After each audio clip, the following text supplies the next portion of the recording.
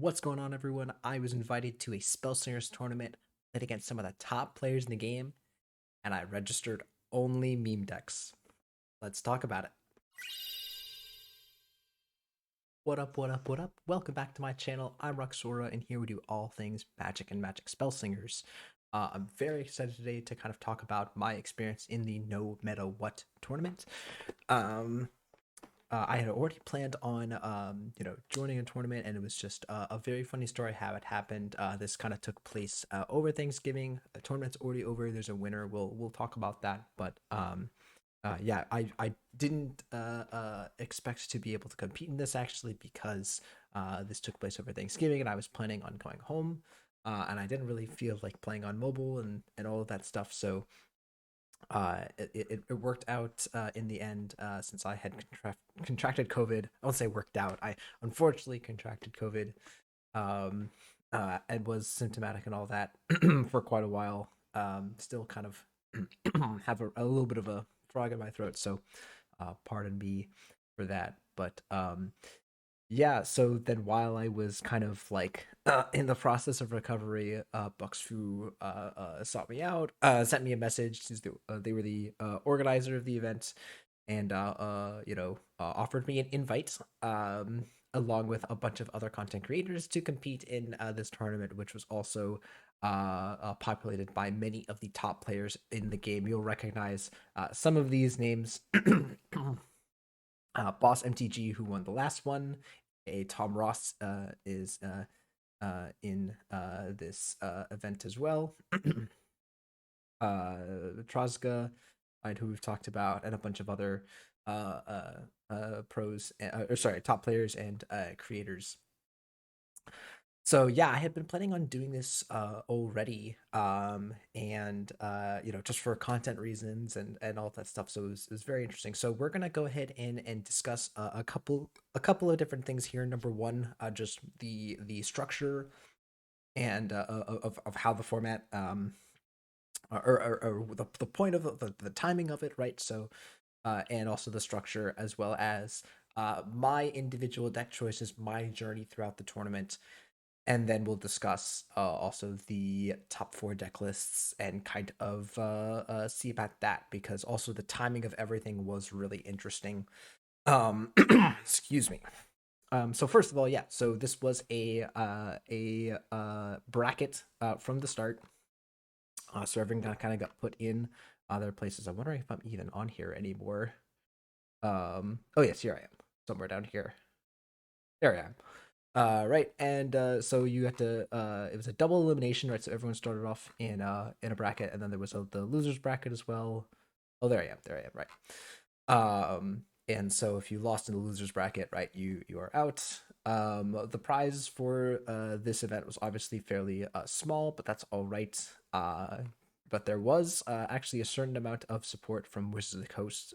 They kind of supplemented. Originally, there was only this 25 for first place, and then Wizards of the Coast added some secondary prizes, which is really great to see. Again, it's obviously not much. It's not like they're giving tons away, and also these are people who already play the game, so it's not like they're really losing or gaining any money from it. So that's pretty nice to see, though. Even just a minimal amount of support, it shows that they care at least a little. So yeah. And then there were a bunch of other rules here, and one of the main ones being Laboratory Maniac and Gutfire Devil was banned. Now, you might be wondering, why is that? They've been nerfed. This tournament happened before they were nerfed, and while they were incredibly dominant in the format. So it was really nice to play in some games without them. Um, and see what the game would be like without them. Um, and yeah, the interesting thing though is that because of how the timing worked and the length of the tournament, this actually ended up kind of flowing into the patch with the new patch. With the nerfs to not just Laboratory Maniac, but also to Larian Academy, to a bunch of other cards, to Gideon, which was very popular in the first part of the tournament. So yeah, essentially what happened was we were discussing what was going to happen, and I'll kind of basically say that the people who were still in the tournament at that time basically got to remake their decks. Um, so yeah, and that I think made a bunch of sense. I think I commend Buxfoo for doing that. And then there's some other things here. So you bring 3 decks. Your opponent gets to ban one, and then you have to win essentially with both of your decks. And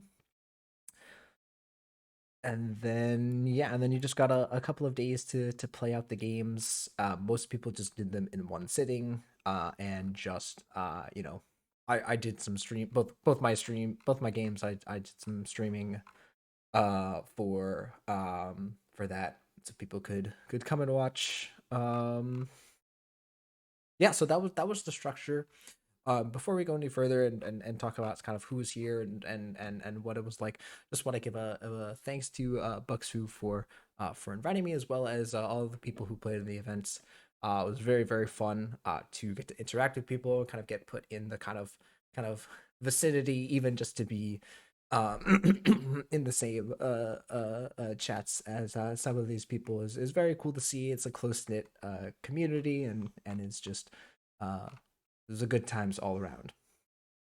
Let's see. So yeah, so I, because of my situation, right? Because of having COVID, I will say I did not get a ton of time to test and to really prepare extraordinarily well, and that was kind of where the meme decks came from.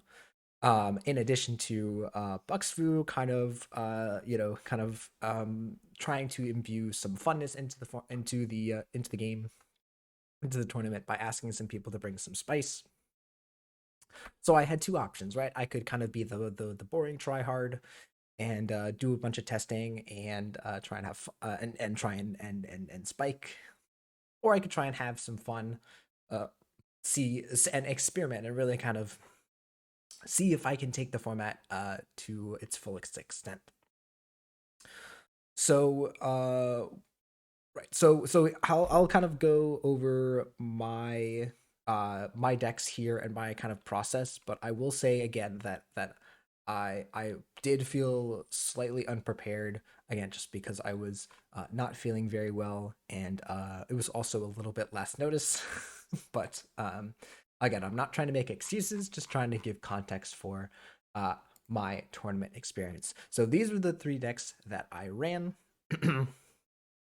um, I don't believe I have played any of these 3 decks on or posted them on my YouTube channel. Also, just ignore that one of these should be a 2. I tried to name them, and then I was also like frantically switching between decks towards the end. So yeah. Um anyways, but I don't believe I've played any of these on a stream or made a video about any of these. I was kind of looking to make one about this Domri deck because it's kind of interesting. Yeah, so I'll go ahead and explain, generally speaking, what my thought process was for these 2 decks, because these are kind of more of my major decks. I think I got various wins or close to wins with most. I think I got a win with both of these. Did I not? I definitely got a win with Nomri. I thought I got a win with Cura at some point. Pretty sure.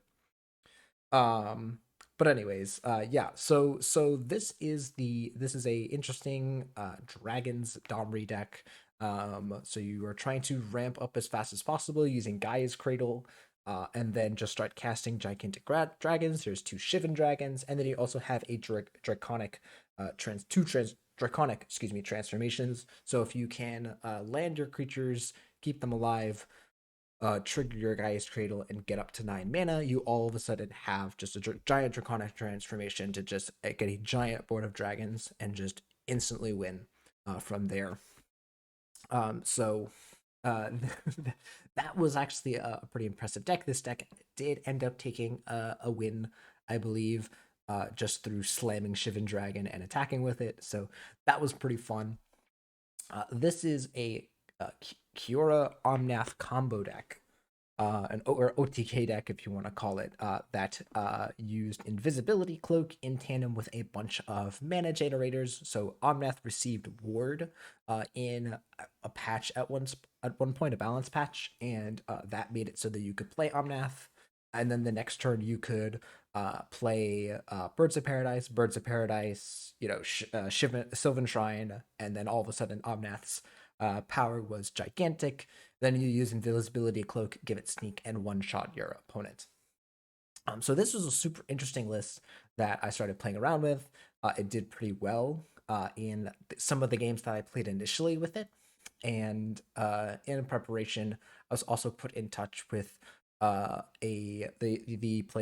top player Bokutoki, who is the creator of this particular list.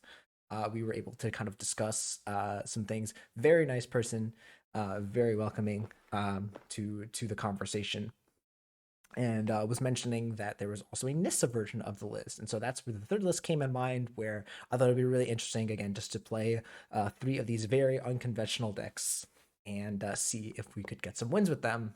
Um, but I didn't get a list from Bokutoki. I just tried to make the list on my own. And I kind of, again, hastily made the third list and didn't really do a lot of testing with it. And it was pretty bad. So let me discuss the Nissa list because again, I have things like defensive construct and scoreboard in them. You're very limited on colors because you have to run invisibility cloak. I ran spellbook and such, and so it was very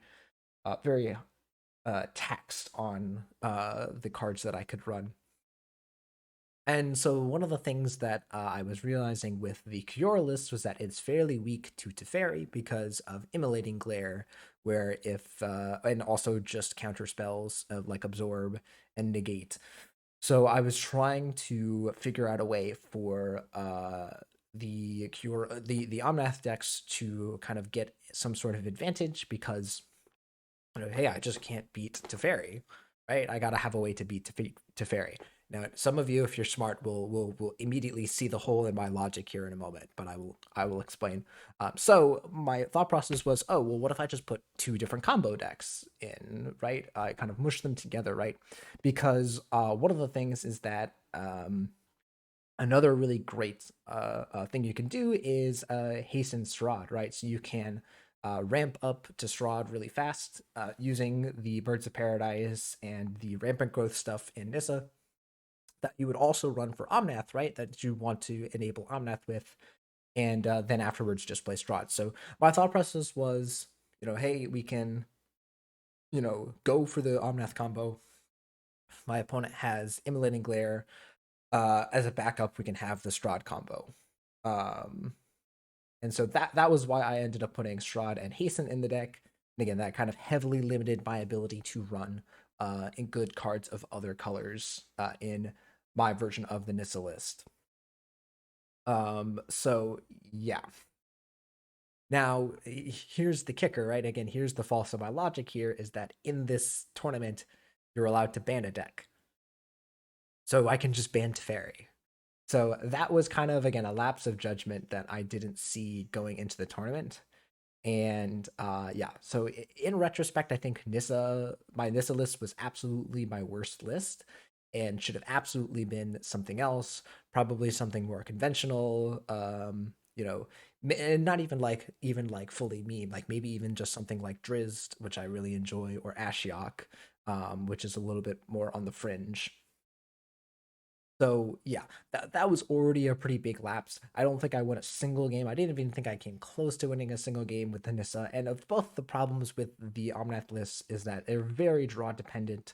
If you draw your spell book and your divinations and stuff, and you're able to just like draw through your deck and get all your stuff really fast, it's good. But if you just draw stuff like your your mysterious cocoons and your unsummons and stuff, and your invisibility cloaks, you just look like you're doing nothing. So yeah, again, I stand by the hero list. Again, that was a list from Bokutoki who was defending that list, and again, they're top players. So yeah.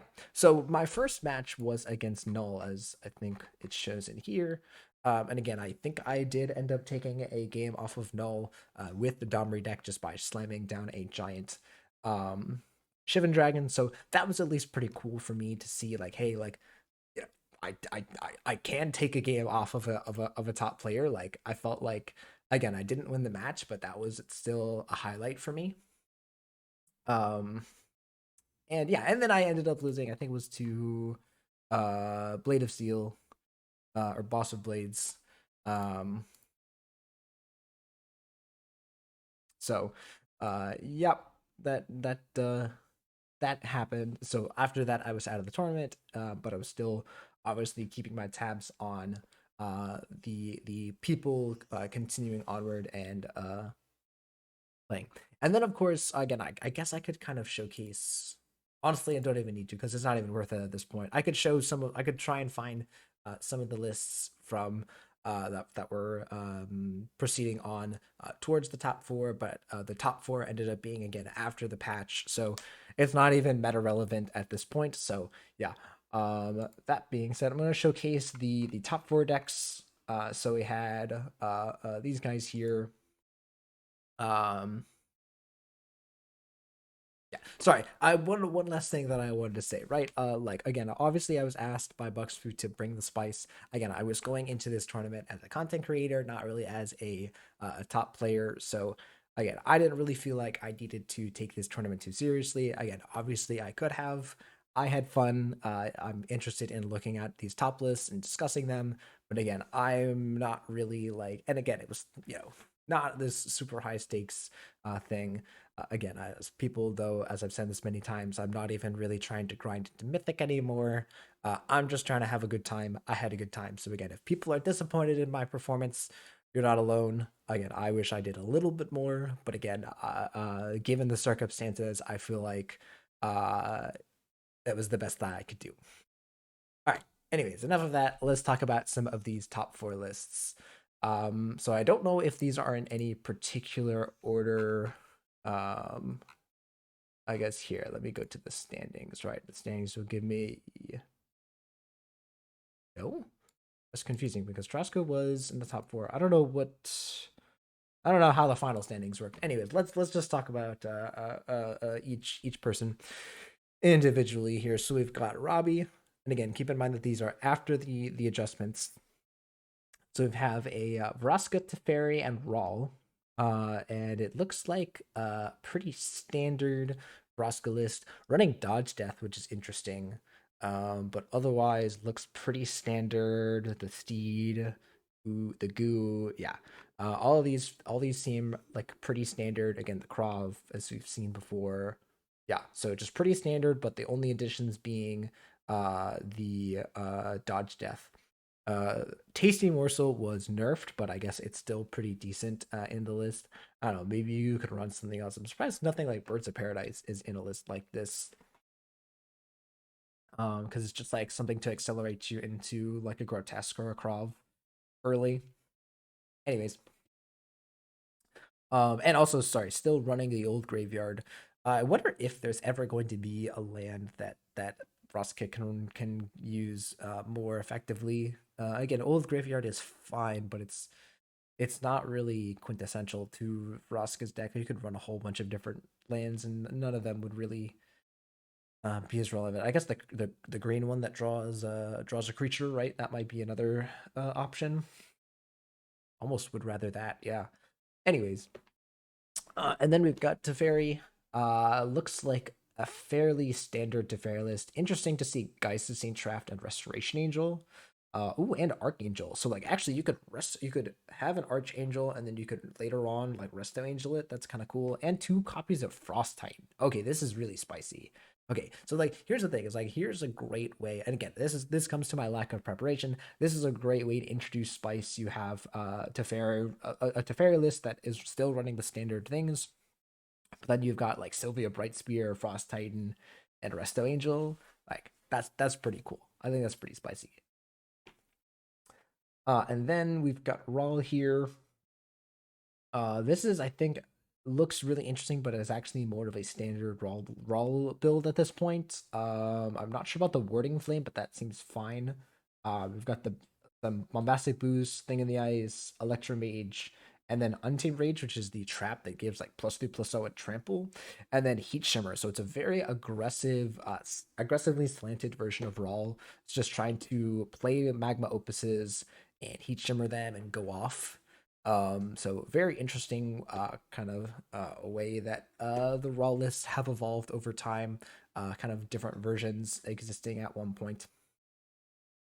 Then we've got, oh, sorry, I didn't talk about Troska's lists, because Troska's lists are sweet. I love a lot of his lists.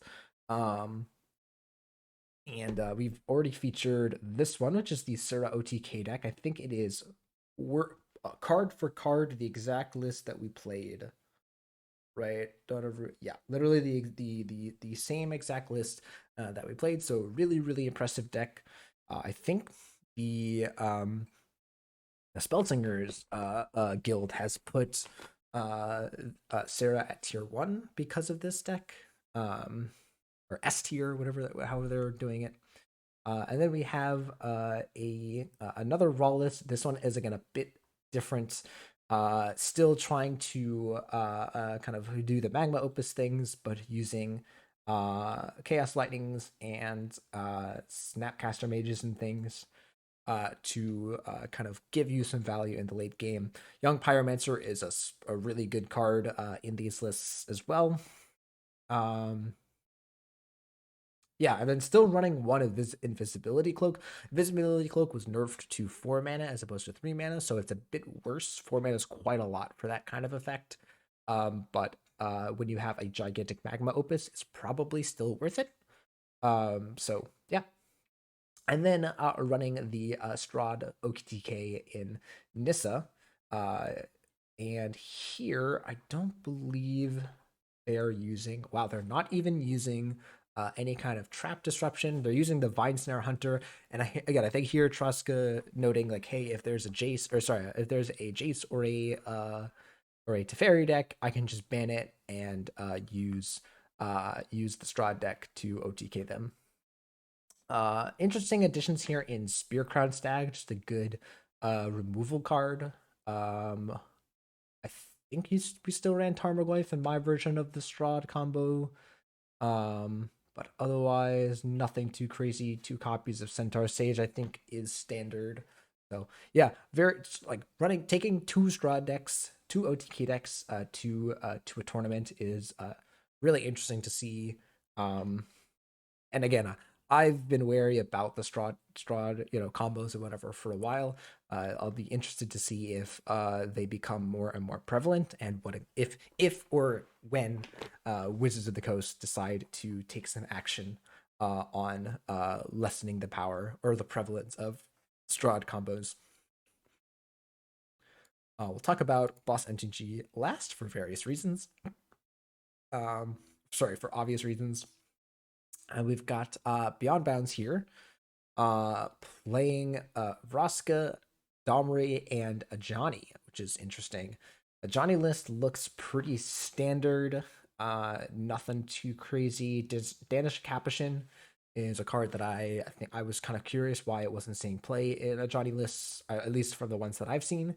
Got one there, and then we've got Even Tour Guide, which is interesting, giving something flying, and the Hippo giving everything trample. I think those are pretty standard actually. From what I've seen. Yeah, just a pretty standard Ajani list. And then we've got it looks like the Domri werewolf list. Yeah, with the Hermit, the Agitators and such, Sundancer, Daybreak Ranger, Ulrich, right? And all of those things, and then topping it off with Lava Wave and Crater Hoof, using Gaia's Cradle. So you play a bunch of your creatures early, like your birds and your werewolves. You get a bunch of mana, and those can either help you play and transform your werewolves, or play some of your top end, like the Lava Wave and Behemoth. So I'm planning on trying out. I think I've already tried out the Vivian version, but I'm interested in this version as well since you have a little bit more flexibility. How many? 1, 2, 3, 4, 5, 6, 7. Yes, you get to run 1 extra red card. I guess the Vivian version would only be able to run 1 Lava Wave. This one you can run 2. Maybe that's worth it. And then we've got Frosco, which looks a little unconventional. Oh, so this is the Panharmonicon Color of the Cursed version. Interesting. And you have Eldritch Evolution, to go right into nothing. It looks like they're just using it for value and to kind of draw through their deck. Interesting. I think Eldritch Evolution is kind of better when you are guaranteed to get stuff or when you're more likely to get certain stuff than others. But yeah, interesting. Also running Voldaren Steward. I don't know, this list just looks crazy. I might have to try this out because I have no idea what's going on in this list, in this Vraska list. And it looks like they are just running Bayou, not even running any specialty lands. Probably because they don't need it, as opposed to the OG or the typical Vraska list that might need some more card advantage. All right, and then of course we have uh, BossMTG, aka Tom Ross, uh, and yeah, who is the winner of the tournament. Congrats. They won the last tournament, so probably should look at these lists as if he's doing something right, because spoiler alert, he is. So let's take a look at these lists. So first of all, we have another Domri werewolf list with some a little more niche things. We've got Channeler of Might as a 1 mana 3/3. We've got some Wormwakes here, a Genera Eladamri, which I think is a really underrated card right now. A single copy of Overrun and one copy of Lava Wave in the top end, as opposed to 2 Lava Waves. Yeah, and then otherwise pretty standard stuff. Yeah. So very interesting to see kind of the small differences between the different lists. And then Vivian, which is kind of a fan favorite or a personal favorite of Boss. I know. Let's see, switching up some of the cards here. So single copy of Traveler Supplies, otherwise pretty standard. Uva and Wild Tracker kind of being the new uh, uh, fight card as opposed to the artifact or just the even the centaur or whatever, or the stag. Right, just 3 mana 3/2 that makes some stuff fight. When it enters, it's pretty good. Also running Blight Hoof War, the 4 mana 5/5 that gets +2/+2 whenever it survives a fight. That card is really, really strong. Again, also underrated right now. With all of the different fighting effects. In Vivian, you have so many ways to give it some survivability, give it armor, give it, whatever additional power and toughness. Yeah. And then the top end of Vivian has been pretty standard for quite a while with Momir Vig, Mistraven, Briarhorn, and Ulrich. Those seem to be kind of the quintessential ways to top off a Vivian list. And then we've got a Teferi list here, which looks pretty standard. Interesting to see a second Sylvia Brightspear.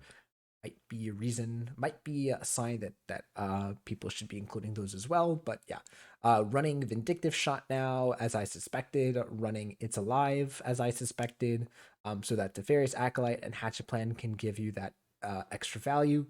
Single copy of Mistraven, which seems fine. And then, of course, instead of running Tolarian Academy, is running the white land, the Sarah's, the Gain Life land. I think is it Sarah's Sanctum or whatever it's called. Anyways, so yeah, so 2 kind of creature based decks and 1 kind of more controlling based deck. Interesting, no Panharmonicon. Yeah, might wanting just wanting to have consistency. Um, So yeah, so as you can see, there's an interesting amount of variety here. There's only 1 Sarah in the top 4 here. Sorry, I'm putting Bylus as well in that category. There's still 2 copies, or sorry, 2 instances of Teferi, even though Laboratory Maniac was banned. So Teferi obviously still being able to represent the control archetype, without Laboratory Maniac. We had some Rawl decks, 1 Nissa deck. So you can see that, like, besides Vivian, or sorry, not Vivian, besides Domri and Vraska, and I guess Rawl, there was not really too many duplicate decks, which is a really good sign, right? That even though these people are trying to compete at the top level, they're still able to kind of play a variety. There's a whole bunch of choices to go through. And again, different people coming in with different strategies and different priorities, right? Troska really trying to show off the OTKs. Boss really just trying to play good, strong, strong mechanical gameplay, right? Just picking good decks, and then beyond bounds, maybe picking a little bit of an off the wall pick, so you can kind of see some of their different thoughts and mindsets going into the event. But yeah, I think this was really interesting. Just to see, people being like, hey, being able to kind of self-police themselves, right? Laboratory Maniac and Gutfire Devil were super annoying, and we were able to organize this event to kind of have fun without it. And again, people, that's a really good sign that we're able to do that and kind of showcase that to the community. Hopefully, people will take that to heart and continue to do that. Um, so yeah, I was definitely good to enjoy, and I also really like this experience to kind of be able to bring to you guys and show you guys what a Spellslingers tournament was like. It was again fairly easy, again because of the direct challenge.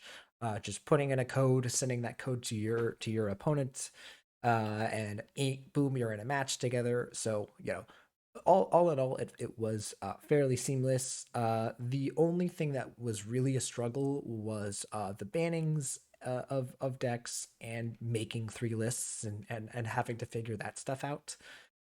Um, there's still, there was a little bit of debate about that. That is how other games like Hearthstone have done it in the past. So, there's some small things like that we're still trying to figure it out. But the general concept of,